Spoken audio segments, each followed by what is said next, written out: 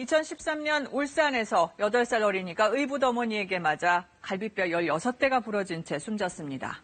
이른바 서연이 사건입니다. 이후 국회와 민간단체가 같이 진상조사위를 꾸렸고 이듬해 국내에서는 유일한 아동학대 사망보고서인 이서연 보고서가 나왔습니다. 학대가 발생해서 사망에 이르기까지 아동보호망이 제대로 작동했나 집중 점검한 겁니다. 이 보고서는 2002년 영국에서 발간된 클린비 보고서의 한국판으로도 불립니다. 클린비라는 8살 여자 어린이가 학대로 숨지자 영국 정부는 2년 동안 진상조사를 벌여 보고서를 냈고 이후 아동보호 시스템을 학대 예방 중심으로 전면 개편했습니다.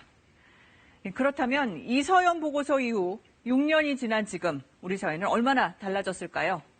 박영민 기자가 이 보고서 전문을 입수해서 자세히 분석해봤습니다. 서연이의 학대 사실이 확인된 건 사망 2년 전 유치원 교사의 신고 때문이었습니다. 보이지 않는 곳에 먹이 많이 있었고요. 그다음에 한날에는 보니까 이렇게 머리 정수리가 퉁퉁 부었어요. 이 교사는 1년 전과 2달 전에도 학대 흔적을 발견했다라며 지속적인 학대가 있었다고 진술했습니다. 하지만 아동보호 전문기관 상담원은 원가정 보호 조치를 결정했습니다. 이 상담원이 서연이를 직접 만난 건 처음 신고가 들어온 직후 2번뿐이었습니다. 이후 2달간 학대 행위자인 의붓 어머니, 친아버지와 전화 상담만 했습니다. 그런데도 그 사이 서연이의 아동학대 위험성 점수는 꾸준히 하락했습니다. 아이를 보지도 않고 보호자를 두려워하는 것이 나아졌다. 아동이 무표정한 것이 사라졌다고 평가했습니다. 하루에 2건을 다녀와야 해요. 그런데 지역이 다 흩어져 있고요. 꼭 가야 할 시간이 아니면 전화를 쓰는 것도 어쩔 수 없다.